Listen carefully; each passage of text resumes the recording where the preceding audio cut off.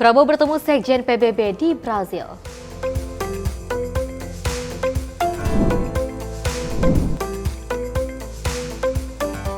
Mekanisme fit and proper test Capim dan Cadewas KPK.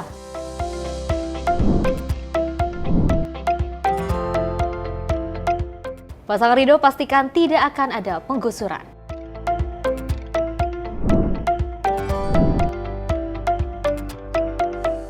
Driver taksi online dikeroyok pemobil arogan.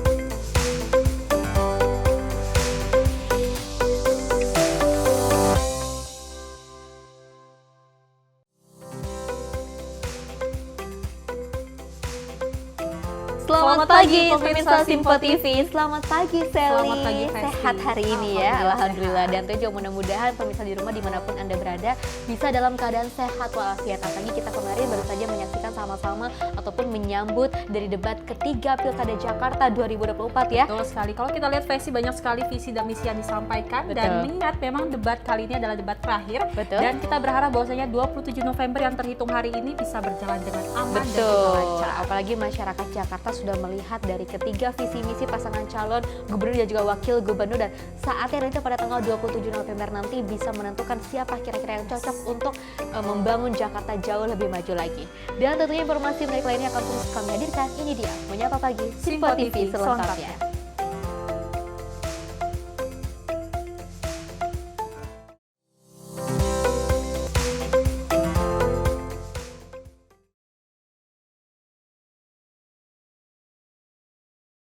Ya, pemirsa, kita awali dengan berita utama. Presiden Republik Indonesia Prabowo Subianto bertemu dengan Sekjen Perserikatan Bangsa-Bangsa atau PBB di Brazil. Dan dalam pertemuan ini, keduanya membahas berbagai isu, mulai dari Palestina hingga perubahan iklim global. Dan memang Prabowo menyatakan bahwa komitmen sepenuhnya untuk mendukung seluruh upaya PBB dalam berbagai isu global seperti isu ketahanan pangan, kemiskinan, isu pelanggaran hak asasi manusia dan hukum internasional, khususnya di Palestina. Presiden RI Prabowo Subianto melakukan pertemuan dengan Sekjen Perserikatan Bangsa-Bangsa Antonio Guterres di Rio de Janeiro di Brasil pada Minggu 17 November 2024. Prabowo menyambut langsung kedatangan Antonio dan berfoto bersama di depan bendera merah putih dan bendera PBB. Keduanya juga sempat menyapa para awak media yang meliput agenda pertemuan bilateral ini. Dalam pertemuan ini keduanya membahas berbagai isu mulai dari Palestina hingga perubahan iklim global. Prabowo menyatakan komitmen sepenuhnya untuk mendukung seluruh upaya PBB dalam berbagai isu global seperti isu ketahanan pangan, kemiskinan, isu pelanggaran hak asasi manusia, dan hukum internasional, khususnya di Palestina. Prabowo juga menyatakan Indonesia sangat berkomitmen dan ambisius menggarap energi terbarukan yang ramah lingkungan. And we are willing to support, for instance, we are on record as saying that we will support peacekeeping forces in the event there's a possibility of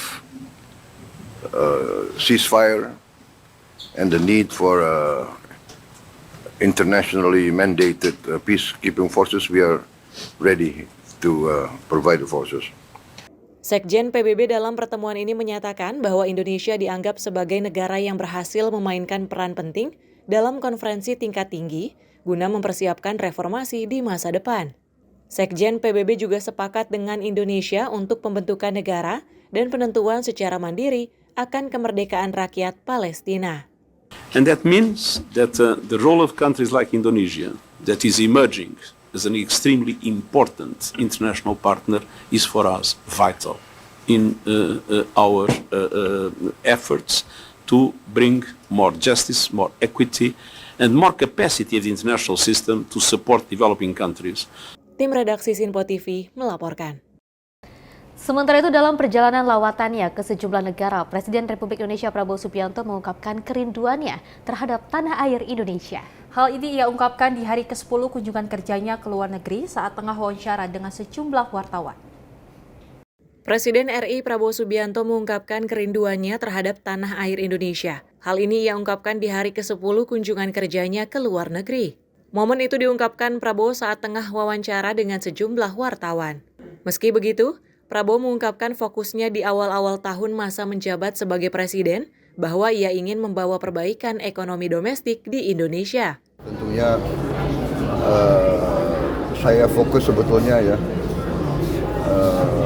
bulan-bulan pertama, tahun-tahun pertama saya harus fokus untuk memperbaiki ekonomi dalam negeri, domestik. Nanti pulang dari sini saya akan ke Inggris untuk ketemu, bicara masalah ekonomi juga. Kemungkinan kita bisa narik investasi, dan dari situ saya juga berusaha untuk mampir di Timur Tengah, beberapa negara di Timur Tengah.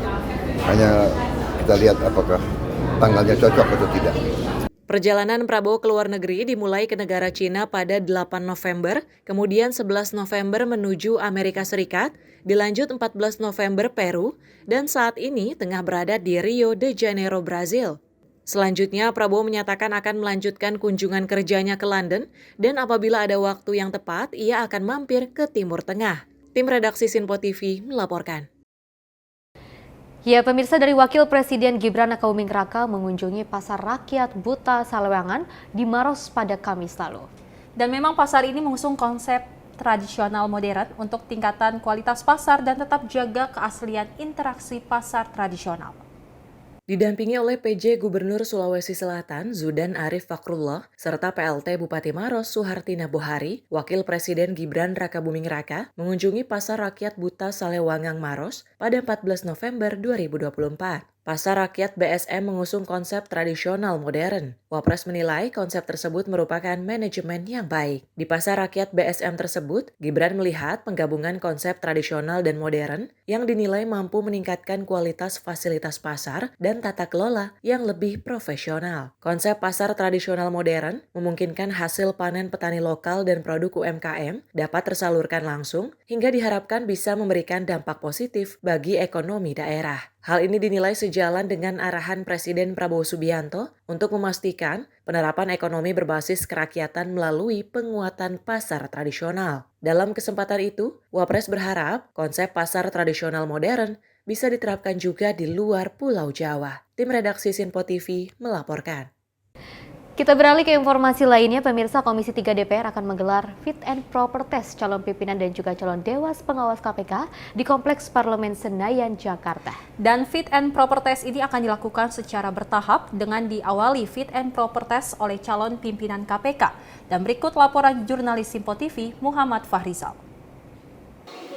Ya, baik pemirsa Sinpo TV, di mana kita bisa melihat ini pada hari ini, yaitu bertepatan pada tanggal 18 November 2024 ini akan dilakukan untuk fit and proper test dari para calon pimpinan KPK maupun calon dari Dewan KPK.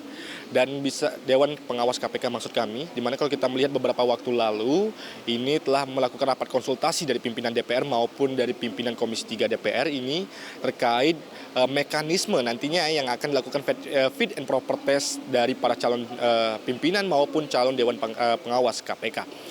Dan kalau kita melihat ini bahwasannya beberapa waktu lalu dari pimpinan Komisi 3 menyatakan bahwasannya dari para setiap calon pimpinan maupun dari calon Dewan Pengawas ini terdiri dari 10 orang calon pimpinan dan 10 orang dari calon Dewan Pengawas KPK. Dan ini nantinya akan dilakukan fit and proper test, yaitu pada siang hari, yang dimana nantinya itu dari para masing-masing calon akan memaparkan visi misinya terkait nantinya yang akan dipaparkan di Komisi 3 DPR, yaitu diberikan waktu sebanyak 90 menit. Dan tadi juga sebelumnya telah dilaksanakan pada pagi, yaitu pengambilan nomor urut atau pengundian dari nomor urut dari calon Dewan Pengawas ataupun dari calon Dewan ataupun dari calon pimpinan KPK. Dan dari pimpinan Komisi 3 yaitu Habibur Rahman menyatakan bahwasannya per harinya itu ada sekitar 4 ataupun 5 orang yang nantinya akan diseleksi untuk terkait pertama yaitu dari calon pimpinan KPK terlebih dahulu, setelah nantinya dari calon pimpinan KPK nantinya akan dilanjutkan dengan seleksi dari fit and proper test dari calon Dewan Pengawas KPK. Dan bisa kita tadi juga menyaksikan beberapa waktu lalu ini juga sebelum pelantikan Presiden Republik Indonesia pada tanggal 20 Oktober lalu ini dari Presiden Joko Widodo telah mengusulkan beberapa nama, yaitu ada sekitar 10 capim maupun cadewas KPK ini telah diusulkan dan DPR menerima dari surat Presiden, yaitu terkait nama-nama usulan tersebut. Dan memasuki di era Presiden Prabowo Subianto, setelah pelantikannya Presiden Bapak Prabowo Subianto ini, artinya tidak ada perubahan. Dan DPR juga telah menerima surat dari Presiden terkait nama-nama tersebut yang tidak ada perubahan sama sekali yang sebelumnya telah diusulkan dari Presiden Joko Widodo.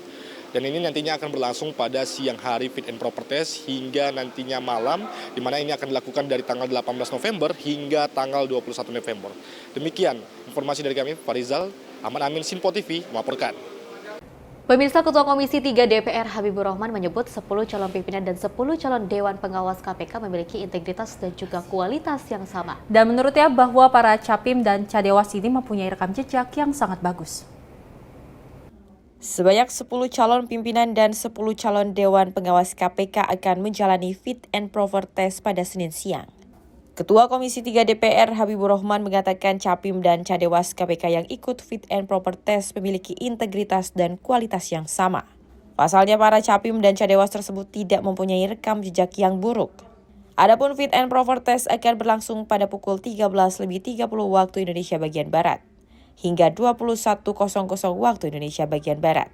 Mulai melaksanakan yang namanya fit and proper, ya.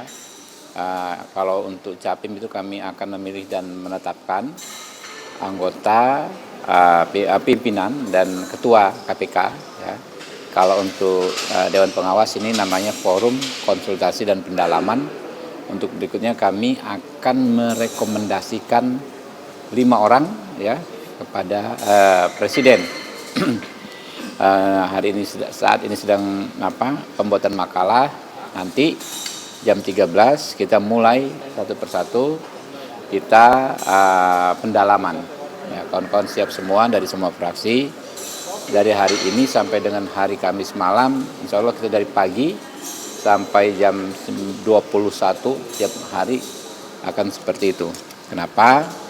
Karena memang di periode ini kami memberikan waktu yang lebih lama terhadap masing-masing calon untuk menjalankan proses fit and proper. Kalau biasanya hanya 1 jam, ini 1,5 jam. Dengan harapan ya si calon akan lebih memiliki keleluasan waktu ya untuk menyampaikan visi, misi dan gagasannya terkait KPK ini. Ya, memang ini kali ini ya. Kami harus katakan Komisi 3 ini ya dilema. Dilemanya apa ya? Karena dari semua calon ini nyaris semuanya kualitasnya sama. Berintegritas, berkualitas, dia punya gagasan besar, punya track record bagus-bagus semua dan hampir nggak ada celah. Sehingga kami terima kasih dari pansel yang sudah menyuguhkan calon-calon terbaik, tapi dilemanya kami harus memilih setengah dari yang diajukan. Dari 10 kami hanya bisa memilih 5. Kalau boleh ya kita pilih semua, tapi undang-undang mengharuskan kami hanya memilih 5 diantaranya. Ya. Dari Jakarta, Tim Liputan Sinpo TV melaporkan. Calon pimpinan dan juga calon Dewan Pengawas KPK melakukan pengambilan nomor urut di Kompleks Parlemen Senayan, Jakarta pada Senin pagi kemarin. Dan selanjutnya para calon pimpinan dan calon Dewan Pengawas KPK akan dilanjutkan dengan fit and proper test dengan memaparkan visi dan juga misi. Sebanyak 10 calon pimpinan dan calon Dewan Pengawas KPK akan melakukan fit and proper test pada Senin siang di Kompleks Parlemen Senayan, Jakarta.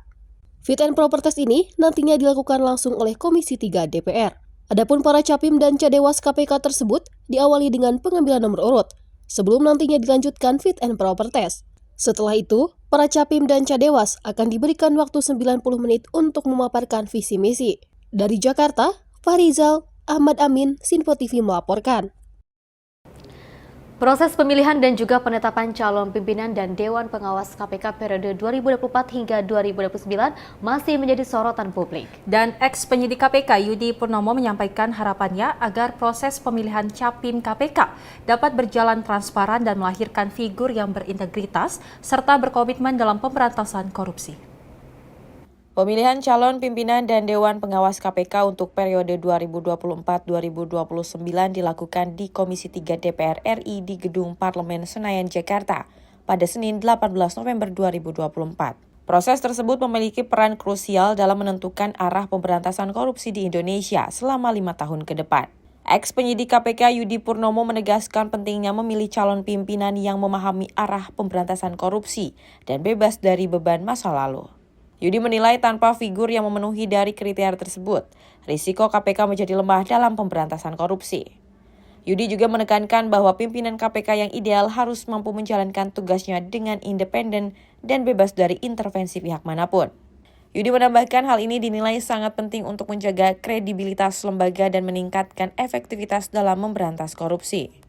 DPR melalui Komisi 3 akan memilih 10 orang calon pimpinan dan Dewan Pengawas KPK untuk periode 2024 sampai dengan 2029.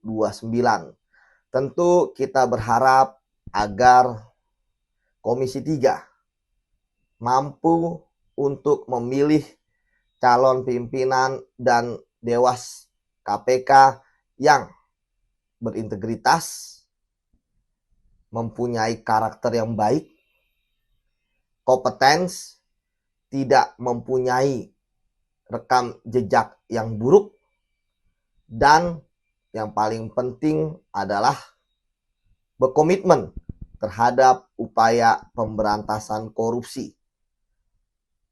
Sebab tanpa pimpinan KPK yang paham tentang arah pemberantasan korupsi dan juga tanpa beban di masa lalu, tentu mereka tidak akan bisa berprestasi dalam memberantas korupsi. Yang terjadi justru akan malah sering membuat kontroversi. Pimpinan KPK yang baik adalah mereka yang mampu tanpa beban dan independen menjalankan tugasnya 5 tahun ke depan demi upaya pemberantasan korupsi. Dari Jakarta, Tim Liputan Sinpo TV melaporkan. Sementara itu, calon anggota Dewan Pengawas KPK nomor urut 4, Benny Mamoto, menyebut bahwa nantinya pimpinan dan juga Dewan Pengawas KPK harus bersinergi maksud kami. Dan menurutnya, kedudukan pimpinan dan Dewan Pengawas KPK sama, sehingga perlunya sinergi dan kolaborasi agar tidak saling intervensi.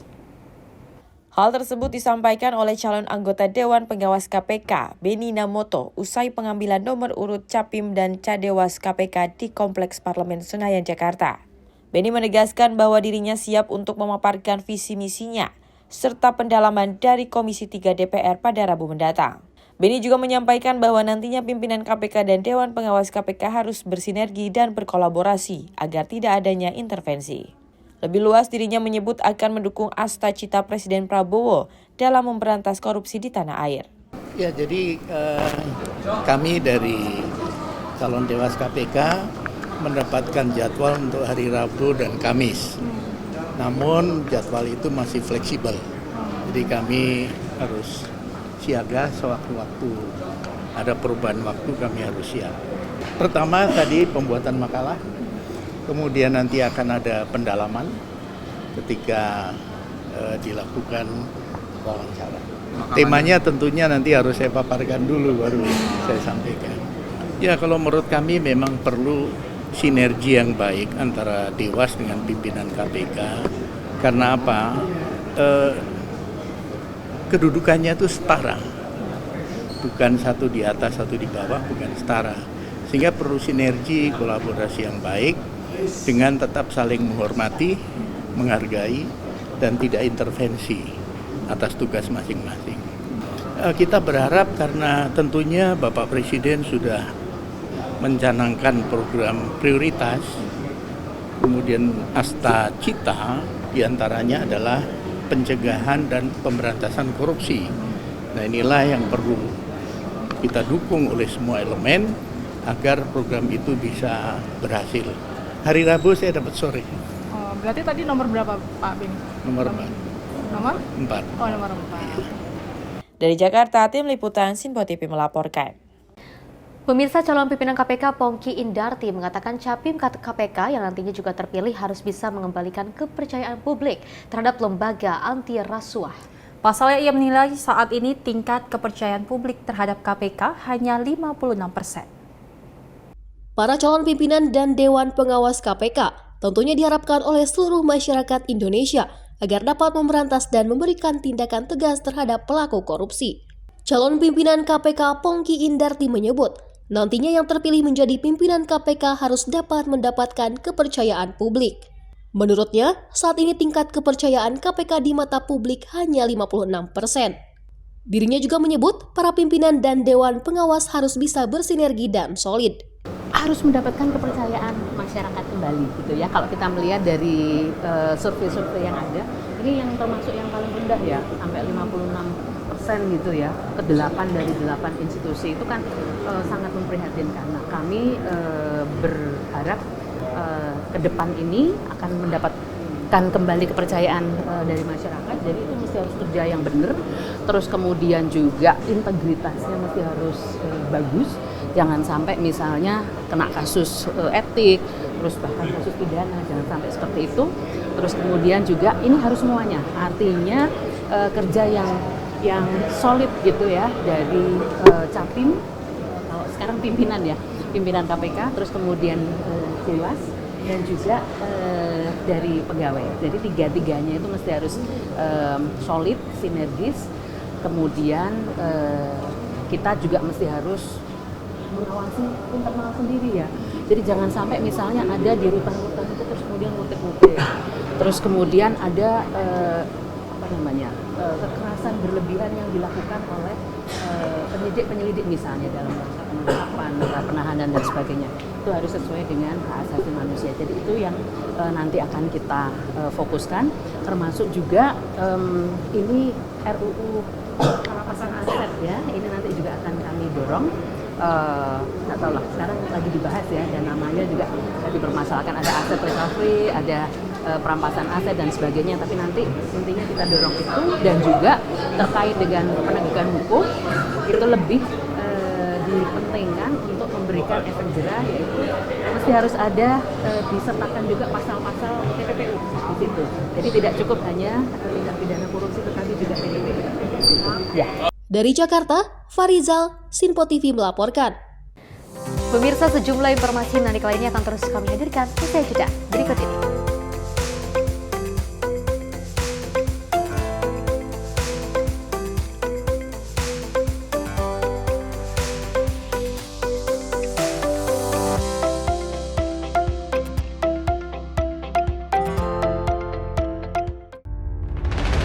Menghadirkan para tokoh nasional Indonesia.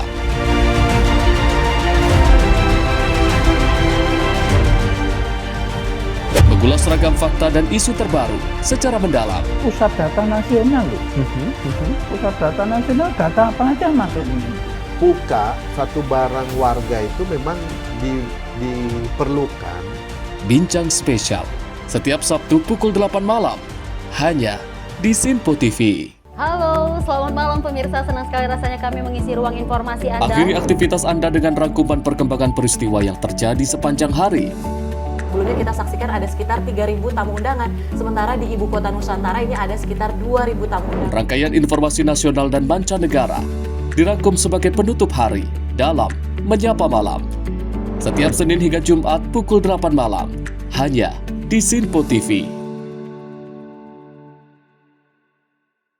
Halo, selamat pagi pemirsa Sinpo TV. Selamat pagi Andi. Selamat pagi, Fen. Beragam informasi terbaru hadir menemani Anda sebelum memulai hari. Itu memang dari Menteri Perhubungan juga mendukung, Betul. dari Menteri Keuangan juga mendukung, dan kita sebagai masyarakat pun juga Harus mendukung. Mengangkat isu yang tengah menjadi pembicaraan paling hangat. Semarakan pagi Anda bersama Menyapa Pagi. Setiap Senin hingga Jumat pukul 6 pagi. Hanya di Sinpo TV. Pemirsa Sinpo TV kembali hadir menemani Anda dengan berbagai informasi yang telah kami rangkum dalam sepekan. Sajian lengkap informasi sepekan kami hadirkan untuk Anda. Badan Legislasi DPR menemui masa unjuk rasa di depan gedung DPR RI Senayan, Jakarta. Menemani akhir pekan Anda bersama keluarga dengan rangkuman berita menyeluruh dalam Sinpo Sepekan. Setiap minggu pukul 6 pagi. Hanya di Sinpo TV.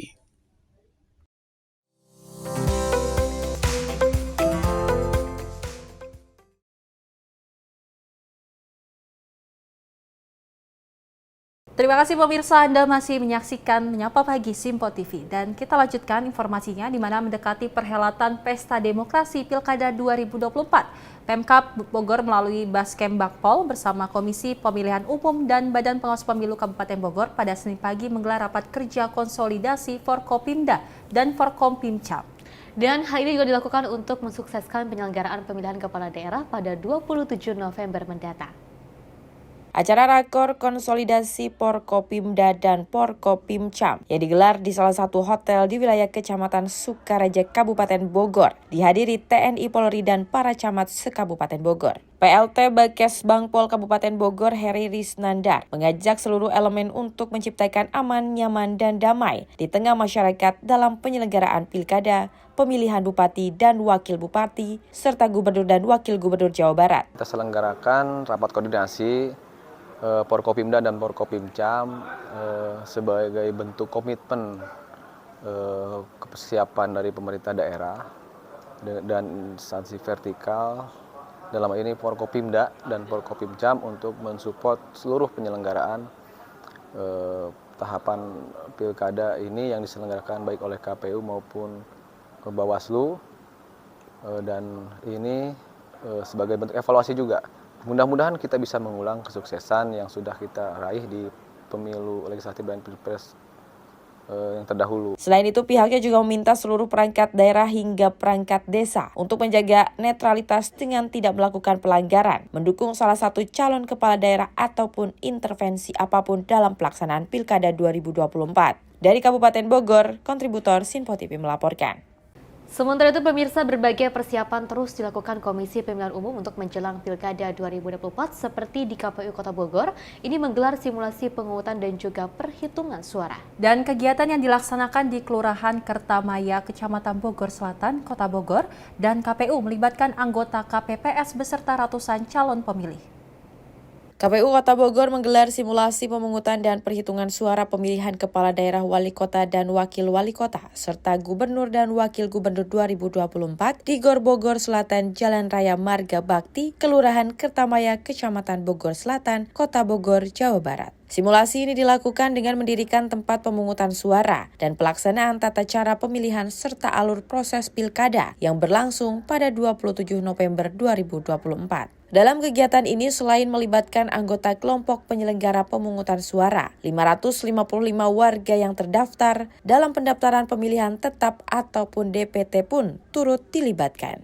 Simulasi ini bertujuan untuk memetakan dan menyampaikan tugas anggota kelompok penyelenggaraan pemungutan suara atau KPPS serta saksi dalam Pilkada Serentak 2024. Menurut Ketua Komisi Pemilihan Umum Kota Bogor, Habibi Zainal Arifin, kegiatan simulasi ini merupakan agenda KPU Kota Bogor yang memang harus dilaksanakan sebelum hari pencoblosan pada tanggal 27 November 2024. Serta kegiatan ini juga menjadi tolak ukur di dalam pelaksanaan pemungutan dan perhitungan suara yang berlangsung di TPS. Peserta yang mengikuti simulasi ini merupakan masyarakat yang sudah memiliki hak suara, dan karena pelaksanaannya dilakukan di Kertamaya, maka para pemilihnya otomatis warga Kertamaya yang sengaja diundang oleh KPU. Hari ini KPU Kota Bogor melaksanakan simulasi pemungutan dan penghitungan suara yang dipusatkan di Kecamatan Bogor Selatan.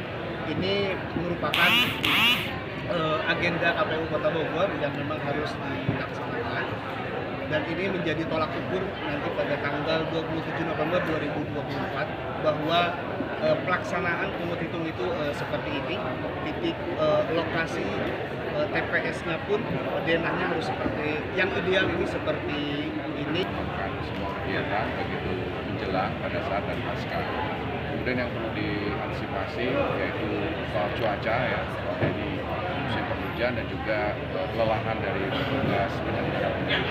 Jadi saya tadi mendapat info dari Ketua KPU maupun dari Pak Aspel bahwa sudah disiapkan vitamin dan juga sudah disiapkan sarana kesehatan ya, baik itu ambulan sampai 24 jam mulai hari ini dan juga sampai pelaksanaan. Sementara itu, Kapolresta Bogor Kota Kombes Pol Bismo Teguh Prakoso, menyatakan dalam pengamanan pelaksanaan Pilkada Serentak 2024, Polri akan menerjunkan sebanyak 728 personil dan TNI ada 68 personil. Dari Linmas ada 3.060 personil yang akan tersebar di 1.530 TPS. Dari Kota Bogor, kontributor Sinpo TV melaporkan. Kita beralih ke informasi lainnya, pemirsa. Calon Wakil Gubernur Jakarta nomor urut 1 Suswono akan menekankan aspek keadilan dalam mengatasi konflik agraria. Dan Suswono memastikan tidak akan ada penggusuran kepada warga Jakarta jika ia dan Ridwan Kamil memenangi Pilkada Jakarta 2024. Calon Wakil Gubernur Jakarta nomor urut 1 Suswono akan menekankan aspek keadilan dalam mengatasi konflik agraria.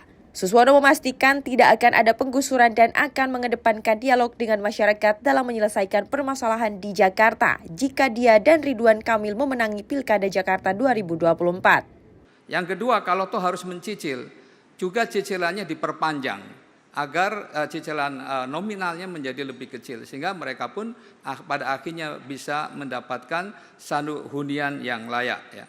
Karena kita tahu bahwa masih banyak peristiwa-peristiwa di daerah-daerah kumuh, kebakaran itu tiap hari hampir ada 6 peristiwa di Jakarta ini. Oleh karena itu kami prihatin dengan itu dan insya Allah mudah-mudahan dengan aspek keadilan itulah yang kami dahulukan, rakyat Jakarta akan puas. Suswono mengakui masih banyak warga Jakarta yang belum mendapatkan hunian yang layak. Untuk itu pasangan Ridho akan mendorong warga Jakarta bisa mendapatkan hunian murah, terjangkau dan salah satunya adalah hunian bidang vertikal. Dengan memberikan kemudahan-kemudahan untuk warga Jakarta dalam mendapatkan hunian. Salah satunya dengan meminta BUMD yang ditugaskannya membangun hunian untuk tidak mencari untung. Dan jika warga mendapatkan cicilan, maka akan diperpanjang agar lebih ringan. Hal ini dilakukan karena menurutnya konflik agraria kerap kali terjadi akibat tidak ada keadilan bagi masyarakat, yang membuat tidak ada titik temu antara warga dan pemilik modal. Dari Jakarta, tim redaksi Sinpo TV melaporkan. Sementara itu dari calon Gubernur Jakarta nomor urut 3, Pramono Anung bakal membatasi penggunaan air tanah di mal-mal besar jika menang di Pilkada Jakarta 2024. Dan Pramono akan memperluas jangkauan pipanisasi air bersih untuk warga Jakarta. Calon Gubernur Jakarta nomor urut 3, Pramono Anung bakal membatasi penggunaan air tanah di mal-mal besar jika menang di Pilkada 2024. Hal itu disampaikan dalam debat ketiga Pilkada Jakarta di Hotel Sultan Jakarta Pusat Minggu 17 November 2024 malam. Yang berikutnya adalah pengurangan konsumsi air yang terutama dilakukan oleh mal-mal besar, perusahaan-perusahaan besar yang mengambil air tanah secara langsung harus dilakukan pembatasan. Hanya itu, Pramono Anung janjikan transportasi umum gratis dan ride and park untuk warga Jakarta dengan adanya pembatasan penggunaan air tanah di mal ataupun perusahaan besar. Pasokan air bersih untuk warga Jakarta di tahun 2029 menjadi lebih besar dan akan memperluas jangkauan pipanisasi air bersih untuk warga Jakarta. Pramono menyebut menurut International Water Institute, hanya 44% wilayah Jakarta yang mendapatkan air bersih. Oleh karena itu, perluasan pipanisasi sangat penting untuk dilakukan ke depannya. Ada 2 waduk yang bisa dimanfaatkan untuk memasok air bersih di Jakarta, yakni Waduk Jatiluhur dan Krayan. Dari Jakarta, tim redaksi Sinpo TV melaporkan. Pemirsa, calon Gubernur Jakarta nomor urut 2 Dharma Pongrekun akan mengurangi kemacetan dengan teknologi tanpa lampu merah dan juga memprioritaskan transportasi umum. Hal ini dilakukan langkah untuk mengatasi polusi udara dan menghadirkan kota hijau di wilayah Jakarta dengan didukung transportasi umum yang memadai. Calon Gubernur Jakarta nomor urut 2 Dharma Pongrekun memiliki langkah untuk mengatasi polusi udara dan menghadirkan kota hijau di wilayah Jakarta dengan didukung transportasi umum yang memadai. Hal ini disampaikan dalam debat pamungkas Pilkada Jakarta 2024 di Golden Ballroom Hotel Sultan Jakarta Pusat. Menurut Dharma, ada 8 langkah diantaranya mengurangi kemacetan dengan teknologi tanpa lampu merah. Kemudian akan memprioritaskan transportasi umum. Dharma juga mengungkapkan akan ada pembinaan dari tim ekonominya dan menyediakan arsitek yang tepat. Solusi untuk mengatasinya, kami sudah membuat ada 8 langkah sebagai berikut. Pertama, kurangi kemacetan dengan teknologi tanpa lampu merah. 2, prioritaskan transportasi umum. 3, siapkan energi terbarukan seperti biodiesel mandiri. Bisa dari rumput laut, bisa dari nipah, bisa dari bakau. Dari Jakarta, tim liputan Sinpo TV melaporkan. Sejumlah Sejumlah informasi menarik lainnya akan terus kami hadirkan usai jeda berikut ini.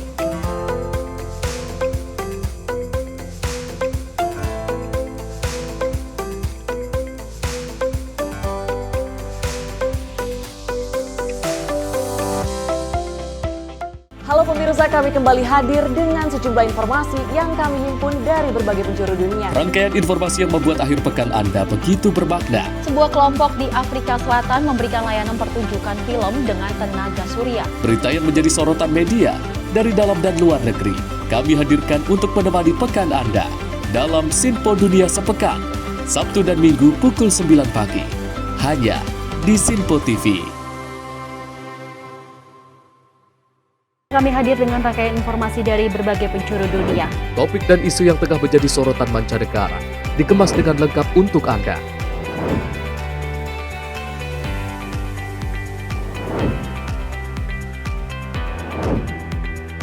Peristiwa penting yang terjadi dari berbagai belahan dunia ini hadir dalam Sinpo Dunia setiap Senin hingga Jumat pukul 7:30 malam hanya di Sinpo TV.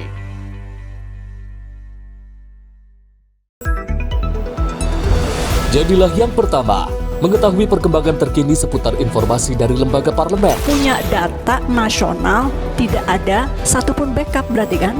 Tiba-tiba ada putusan yang nggak masuk akal dan seperti ini gitu. Kita biarkan rekomendasi kepada KPK, periksa! Kami hadirkan informasi paling akurat untuk mengawal setiap informasi dalam rapat komisi dan paripurna. Tentunya bersama saya Andi Rezaldi yang telah kami rangkum dalam program Sinpo Parlemen. Saya Arif Tufan. Saksikan Sinpo Parlemen setiap Sabtu pukul 6 pagi hanya di Sinpo TV. Pemirsa, Sinpo TV kembali hadir menemani Anda dengan berbagai informasi yang telah kami rangkum dalam sepekan. Sajian lengkap informasi sepekan kami hadirkan untuk Anda. Badan Legislasi DPR menemui masa unjuk rasa di depan gedung DPR RI Senayan, Jakarta. Menemani akhir pekan Anda bersama keluarga dengan rangkuman berita menyeluruh dalam Sinpo Sepekan setiap Minggu pukul 6 pagi hanya di Sinpo TV.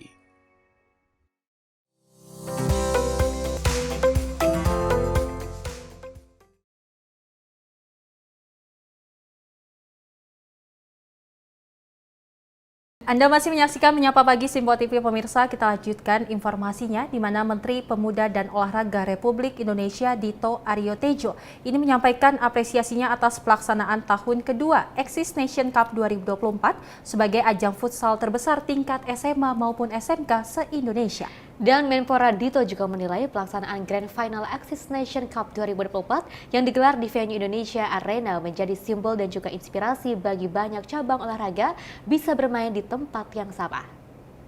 Menpora Dito berharap ke depan selain futsal, Axis kembali bisa menyelenggarakan turnamen bergengsi cabang olahraga yang lain untuk menjaring lebih banyak bibit-bibit atlet tangguh di berbagai cabur. Axis Nation Cup 2024 memulai babak kualifikasi dan regional sejak September 2024, menjangkau 40 kota di seluruh Indonesia dengan partisipasi dari 1.650 SMA, SMK, dan lebih dari 16.500 atlet. Tahun ini, Axis bahkan menggelar turnamen khusus futsal putri yang diadakan di 10 kota di seluruh Indonesia. Menpora Dito Aryo Tejo bersama dengan Direktur dan Chief Enterprise Business dan Corporate Affairs XL Asiata Yesi Deyo Setya keempat kiri menyerahkan piala kepada SMK Medika Samarinda sebagai juara pertama Axis Nation Cup 2024 di Indonesia Arena GBK Jakarta. Tim redaksi Sinpo TV melaporkan. Menteri Hukum Supratman Andi Agtas memastikan Jakarta hingga saat ini masih berstatus sebagai ibu kota negara. Kondisi tersebut tidak akan berubah sebelum Presiden Prabowo Subianto menandatangani keputusan Presiden soal pemindahan ibu kota. Hal tersebut disampaikan Menteri Hukum Supratman Andi Agtas usai menghadiri rapat kerja bersama Balik DPR di Kompleks Parlemen Senayan, Jakarta pada Senin pagi.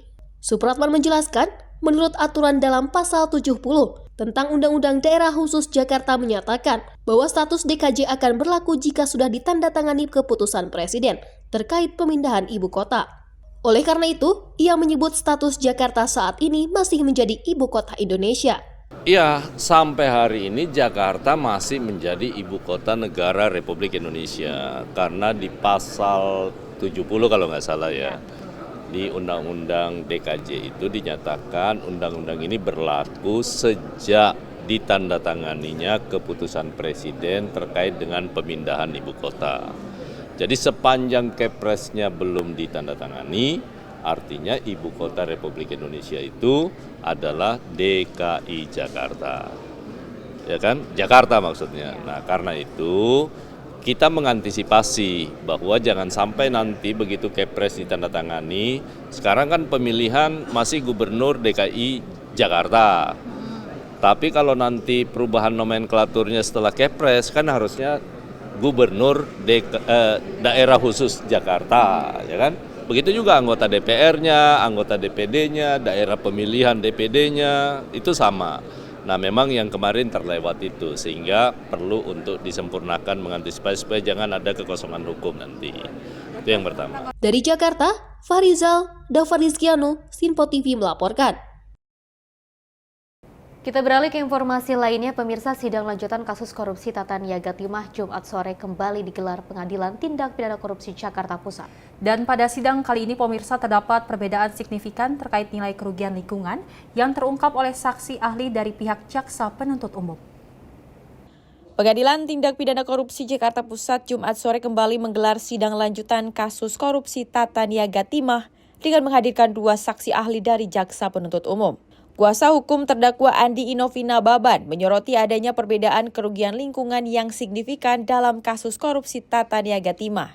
Hal tersebut diungkapkan Andi Inovi usai mendengarkan keterangan saksi ahli, Profesor Bambang Heru. Andi menyebut keterangan saksi ahli menyatakan bahwa kerugian lingkungan dalam kasus korupsi Tata Niaga Timah hanya 150 triliun rupiah atau jauh berbeda dari yang dilaporkan BPKP yakni senilai 271 triliun rupiah.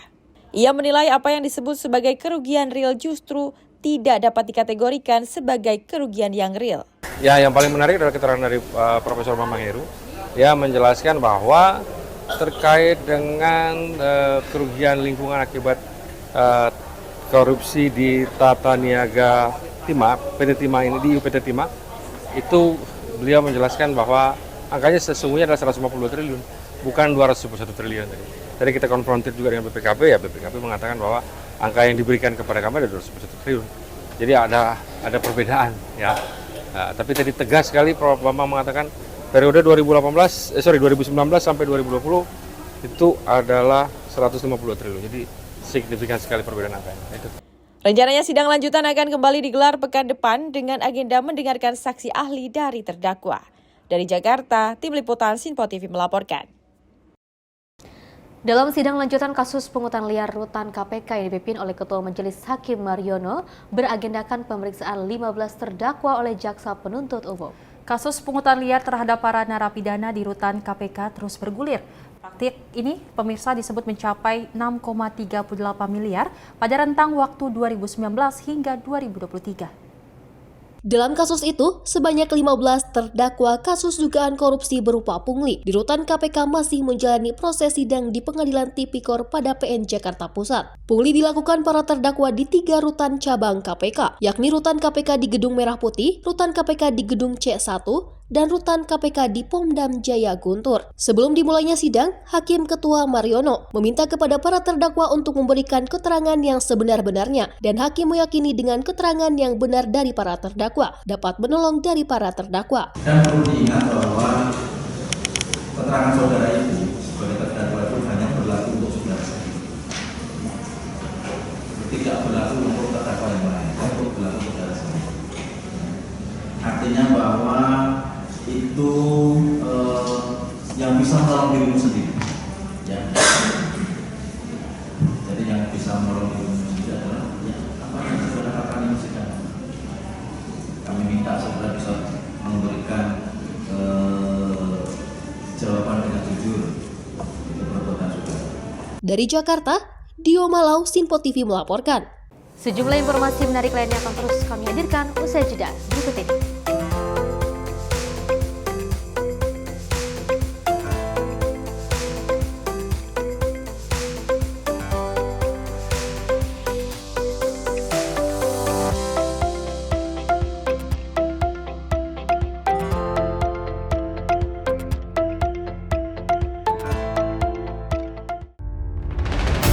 menghadirkan para tokoh nasional Indonesia.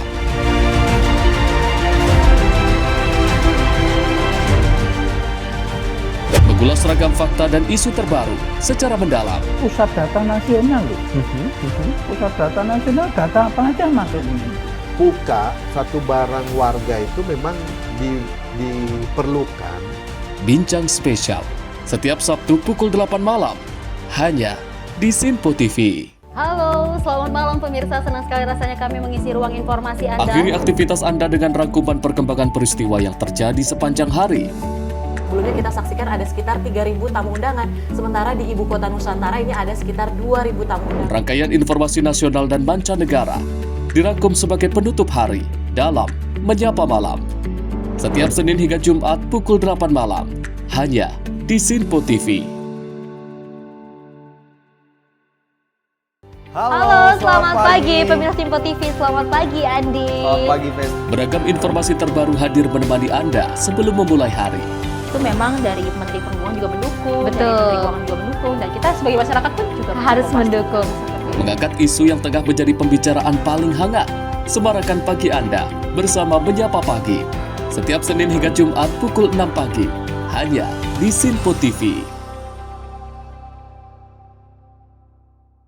Pemirsa Sinpo TV kembali hadir menemani Anda dengan berbagai informasi yang telah kami rangkum dalam sepekan. Sajian lengkap informasi sepekan kami hadirkan untuk Anda.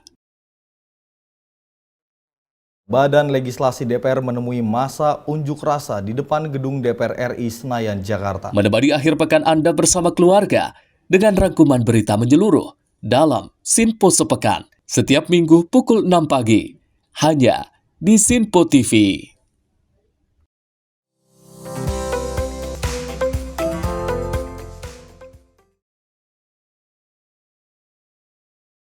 Masih bersama kami pemirsa dalam Menyapa Pagi Sinpo TV, dan kita lanjutkan informasinya terkait peristiwa di mana aksi adu mulut dengan nada tinggi antar dua kubu PPRS apartemen Grand Cempaka Mas yang bersengketa pecah saat bertemu secara tak sengaja di meja pengaduan kantor Gubernur DKI Jakarta pada Senin pagi kemarin. Dan sejumlah penghuni yang ikut bahkan sampai menitikkan air mata meminta PJ Gubernur DKI Teguh Setiabudi untuk menjalankan perintah pengadilan agar hidup mereka bisa lebih tenang. Dia punya hak apa lah dari saya? Ini balai kota. Ini balai kota dan negara. Yuk jangan larang saya. Ini kan daripada ribut Pak, tolong itu Pak. Dengan nada tinggi, kedua kubu Perhimpunan Penghuni Rumah Susun atau PPRS apartemen Grand Cempaka Mas yang tengah bertikai terlibat aksi adu mulut saat bertemu di pendopo Gubernur DKI Jakarta, Jalan Medan Merdeka Selatan, Gambir, Jakarta Pusat pagi tadi. Keduanya sama-sama saling adu argumen demi mempertahankan opini masing-masing. Beruntung, petugas Pamda langsung melerai keduanya sebelum berakhir dengan baku hantam. Kedua kubu PPRS apartemen Grand Cempaka Mas, Kemayoran, Jakarta Pusat, yakni PPRS kubu Heri Wijaya dengan PPRS kubu Tony Sunanto, mendatangi pendopo Gubernur DKI di waktu bersamaan untuk mengadukan persoalan yang telah sekian lama mereka hadapi namun tak kunjung selesai. Temuin kami lah, ini adalah yang terakhir Pak, finalnya kami kesini ini adalah yang terakhir. Saya serangga, pada nyerang kami saya. Sudah tidak lagi Pak, nggak ada tempat untuk kami mengadu, sudah tidak ada Pak. Ini yang terakhir. Salah seorang penghuni yang ikut bahkan menangis pilu saat menceritakan kegelisahan yang selama ini dirasakannya. Dalam aduannya, PPRS kubu Heri Wijaya meminta PJ Gubernur DKI Teguh Setiabudi menjalankan perintah pengadilan, di mana dalam putusan Pengadilan Tata Usaha Negara atau PT-UN tahun 2022 lalu mengakui kubu Heri Wijaya sebagai PPRS yang sah, serta memerintahkan Pemprov DKI membubarkan PPRS Tony Sunanto. Bahkan PPRS Tony Sunanto dituding telah menggelapkan uang iuran listrik pada penghuni sebesar 40 miliar rupiah. Yang kami alami selama sengketa ini, yang pertama adalah ada tindakan-tindakan melawan hukum daripada perhimpunan tandingan ya sejak tahun 2013. Mereka melakukan teror kepada pihak warga ya, dan juga mereka melakukan tindakan melawan hukum seperti mereka mengundang membawa mesuji dari Lampung ya untuk membuat kekacauan atau memberikan teror kepada pihak warga. Sehingga kami meminta pihak pengelola untuk memberikan atau mengirim pihak kepolisian untuk melindungi kami.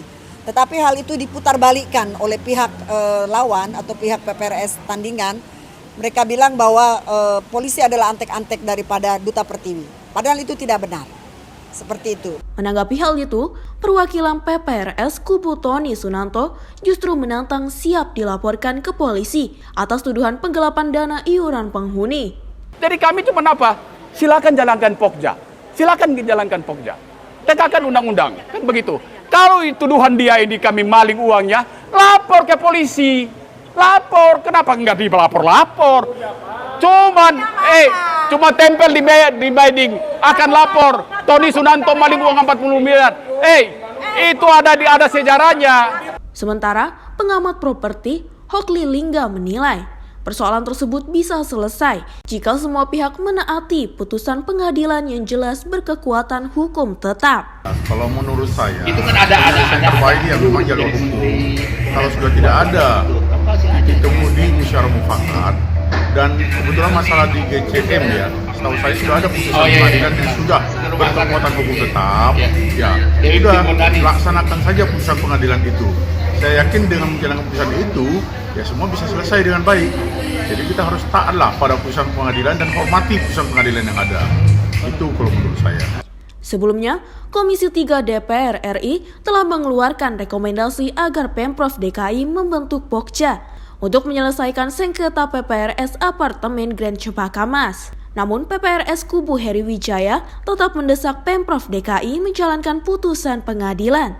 Dari Jakarta, kontributor Sinpo TV melaporkan. Peristiwa mengenaskan pengemudi taksi online menjadi korban pengeroyokan oleh pengendara mobil di Jalan Tol Jakarta-Tangerang, Grogol, Petamburan, Jakarta Barat. Diduga pengemudi arogan yang memukuli korban tersebut dalam pengaruh minuman alkohol.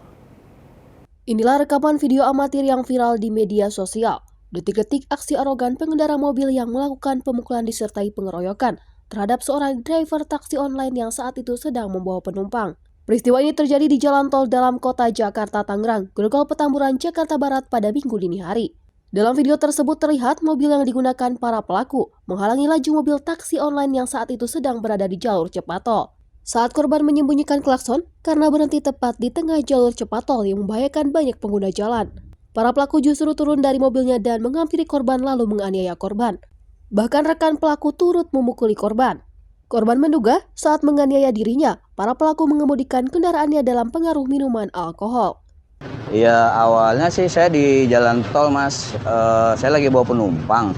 Tiba-tiba mobil yang pelaku ini di depan saya tiba-tiba langsung minggir. Nah saya kan kaget dong, karena sama-sama pengguna apalagi di jalur tol di tengah begitu. Nah, akhirnya kita klakson kan, maksudnya pengen tahu nih si pengemudi ini ngantuk apa mabok. Tapi ternyata begitu saya klakson dia marah mas.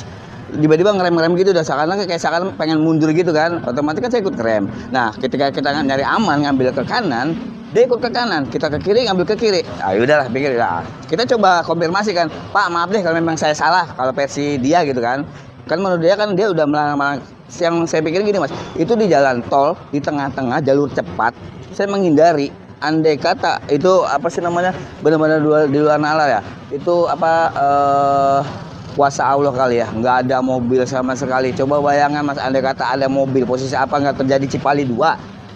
Nah, saya nggak sukanya tuh arogan banget ini si pelaku. Maksudnya kan kita bisa bicara pelan-pelan, karena ini pelaku ini mabok.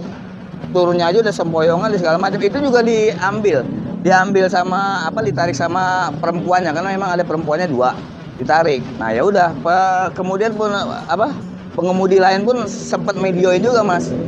Ya udahlah kita nyari aman kan, karena saya satu juga di tengah tol, kedua ya udah kata penumpangnya udah bang gimana caranya, udah ya akhirnya kita jalan. Seperti itu aja mas kejadiannya, langsung gebuk saya bang. Ini agak lumayan, masih agak puyeng bang kepala saya. Yang melakukan penganiayaan itu satu orang atau dua, yang baju putih sama baju yang kuning. Dikeroyok tanpa ampun. Kita sementara udah minta maaf segala macam, tapi dia arogan banget mukul saya. Seakan-akan tuh dia nggak mikir itu di tengah tol gitu loh mas. Saya aja sendiri istilah takut, andai kata mobil belakang pada kenceng-kenceng apa nggak selesai itu. Bawa penumpang saya emang ketakutan, dan itu pun penumpang saya yang videoin. Pasca insiden ini, selain alami luka pada bagian wajah akibat dipukul para pelaku, baju yang dikenakan korban saat itu juga robek lantaran ditarik pelaku. Selanjutnya korban berencana akan melaporkan kasus pengeroyokan tersebut ke pihak kepolisian. Sementara itu, seorang pria yang mengaku agen gas berhasil menipu staf toko dan juga membawa kabur 2 tabung gas. Pihak toko kini tengah menyelidiki kejadian tersebut untuk mencegah kejadian serupa. Sebuah kejadian yang mengejutkan terjadi di toko Blenger Pisang Beji yang terletak di depan Rumah Sakit Graha Permata Ibu. Staf toko tersebut dibuat bingung dan terkejut ketika seorang pria mengaku sebagai agen gas dan meminta izin untuk mengambil 2 tabung gas isi ulang. Tanpa curiga, staf toko pun mengizinkan pelaku untuk membawa kabur gas-gas tersebut. Modus pelaku sangat meyakinkan dengan berpura-pura sebagai bagian dari agen gas yang bekerja sama dengan toko. Namun setelah diperiksa lebih lanjut, pihak manajemen toko menyadari bahwa gas yang diambil tersebut tidak sesuai dengan prosedur distribusi yang biasa mereka lakukan. Saat ini pihak toko sedang berkoordinasi dengan aparat keamanan untuk melacak keberadaan pelaku dan memastikan kejadian serupa tidak terulang di masa depan. Toko Blenger Pisang Beji juga mengingatkan para pelanggan dan rekan bisnis untuk lebih berhati-hati dalam melakukan transaksi atau pengambilan barang guna menghindari potensi penipuan atau tindakan kriminal lainnya. Dari Jakarta, Nabila, tim redaksi Sinpo TV melaporkan. Pemirsa, rumah tinggal yang berlokasi di Jalan Trikora, Kecamatan Tambora, Jakarta Barat dilaporkan terbakar pada Minggu kemarin. Setelah kerahkan 20 unit dan 100 personil, pemirsa, operasi pemadaman dinyatakan selesai. Berdasarkan video yang diunggah di akun sosial media Instagram @humasjackfire, telah terjadi kebakaran di rumah tinggal yang berlokasi di Jalan Trikora RT 3, RW 6 Kelurahan Duri Utara, Kecamatan Tambora, Jakarta Barat pada Minggu 17 November 2024. Menindaklanjuti adanya laporan kebakaran, petugas pemadam kebakaran segera menuju TKP untuk melakukan pemadaman. Berdasarkan keterangan, operasi pemadaman dimulai pukul 01.43 WIB. Kemudian api berhasil dilokalisir perambatannya pada pukul 02.15 WIB. Setelah mengerahkan 20 unit dan 100 personel, operasi pemadaman dinyatakan selesai pada pukul 04.48 WIB. Tim redaksi Sinpo TV melaporkan. Sementara itu, pasca kebakaran yang melanda permukiman warga di kawasan Jalan Al-Sofa 1, Kebonjeruk, Jakarta Barat, kini 150 jiwa korban kebakaran mengungsi sementara waktu di sebuah musola yang juga lokasinya tak jauh dari lokasi kebakaran. Dan mereka berharap adanya bantuan dari pemerintah agar bisa membangun kembali rumah mereka yang telah rata dengan tanah. Seperti inilah kondisi pemukiman warga Jalan Al-Sofa 1, Kebonjeruk, Jakarta Barat, Senin pagi, pasca kebakaran besar yang melanda kawasan ini kemarin malam. Meski kepulan asap panas masih terlihat di sekitar lokasi kebakaran, namun tak menyurutkan niat warga korban kebakaran untuk mengais di antara sisa puing reruntuhan rumah mereka yang telah rata dengan tanah, guna mencari harta benda mereka yang masih bisa digunakan. Salah satu warga di lokasi mengatakan peristiwa kebakaran tersebut terjadi begitu cepat, di mana saat itu prioritas keselamatan utama adalah keluarga, meski harta benda mereka tak terselamatkan. Sementara itu, para korban kebakaran kini telah mengungsi di sebuah musola yang tak jauh dari lokasi kebakaran. Meski bantuan makanan, pakaian telah banyak diterima, namun korban kebakaran berharap adanya bantuan dari pemerintah untuk bisa membangun kembali rumah mereka yang telah rata dengan tanah. Pojok sini kan, terus langsung merembet, cepet banget, itu angin mungkin ya, tahu-tahu ada di atas kepala rumah saya gitu. Cepet, kalau dari apa-apanya mungkin korsleting listrik kali mungkin. Dan kita kan nggak tahu kalau apinya gede gitu. Anak lari dari sana dari lapangan. Kebakaran tuh api gede gitu. Dia ngambil kan surat-surat keluar. Nah anak kita yang gua masak nggak lama api udah di sini. Cepet banget emang jaraknya. Jadi baju selambet-selambet terus sedikit. Yang diselamatin cuman kakak sama ijazah. Baju cuma berapa potong doang tuh anak. Udah. Yang lain enggak. Duit angus, KTP saya angus, KTP angus, KJP saya, anak saya angus, udah nggak ada yang pungut, cuman ijazah doang. Dah alhamdulillah sama anak-anak saya selamat, udah gitu aja. Iya, orang tua saya selamat, saudara saya yang cacat juga selamat, itu doang. Udah ada api di atas, gitu ya udah, saya udah langsung aja dah. Pikiran juga rumah juga nggak bakal gitu, jadi saya udah tinggalin aja, biarin deh gitu loh. Tapi intinya saya tuh berkas-berkas saya bawa, ya udah saya keluar, udah itu udah nggak ketahan dah. Semuanya selamat. Sekitar ada berapa? Mana sih rumah tuh? Emang sih rumahnya rumah kayak begitu. Ini banyak kan semi permanen atau gimana? Setengah tembok. Kalau saya setengah tembok. Sudah lama tinggal di situ? Dari tahun 86 saya. Saat ini yang sangat dibutuhkan sama pengungsi apa nih? Bantuan apa lagi? Apa ya? Makanya belum bisa mikirin gitu ya, saya mikirin masih rumah gitu, ntar gimana benerinnya gitu. Sementara kan suami saya udah nggak ada, baru meninggal kemarin.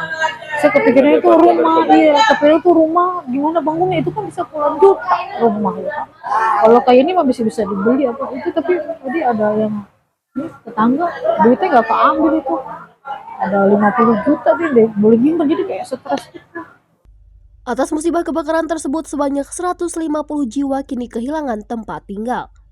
Sebelumnya, kebakaran besar melanda pemukiman ini pada Minggu malam. Diketahui, 36 bangunan rumah semi permanen milik warga di lokasi hangus terbakar. Diduga kebakaran ini disebabkan dari konsleting listrik. Selain itu, dikabarkan 1 orang petugas pemadam kebakaran mengalami luka saat melakukan upaya pemadaman di lokasi kebakaran. Dari Jakarta, tim Sinpo TV melaporkan. Pemirsa, informasi tadi sekaligus mengakhiri jumpa kita. Saya Fethi Rahmadi dan saya Fian Siregar. Terima kasih dan sampai jumpa.